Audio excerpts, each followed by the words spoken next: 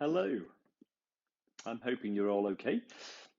In this session, what I'd like to do is link into what I talked about last week, which was around the interpreter tone and the tone they might use to reflect a deaf person's signing and the tone that a deaf person might be using in their signing.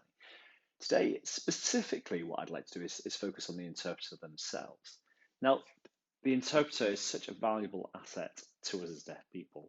And what's really key when thinking about interpreters is their skill set. You might think you could just bring in any old interpreter and they would be able to work in any domain, and that would just be that. Now, that's not the case. Let me explain why. With interpreters, for example, in any other discipline, then people's skill set might vary. You'll be aware of that, of course. That's naturally what happens. People will be very good at, say, IT or be more accomplished in science or in English, and it will really vary. And that's going to be the same for interpreters. Their skills in how they might sign in a certain discipline might vary. Some might be more accustomed to working in education, in schools or universities. They'll be used to the jargon in that setting and have a knowledge of that to be able to reproduce that in sign language. And when a deaf person asks a question in that setting, they will be able to voice that over in the most appropriate way. There are those who are passionate about the theatre, and whether that's singing or drama or producing signs around a murder, for example, they would have the skills to be able to do that and work in that setting and be able to produce the facial expressions and the language that's needed in that setting.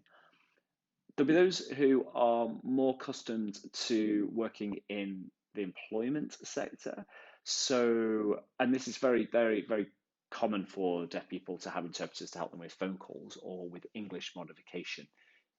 So that would be the level of support they would be offering and have skills around that.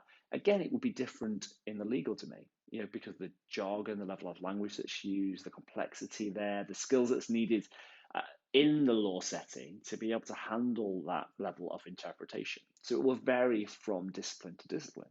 Now, today, if you wanted to book an interpreter, say for a solicitor's appointment, you wouldn't just be able to bring any old interpreter in. So how do you get around that?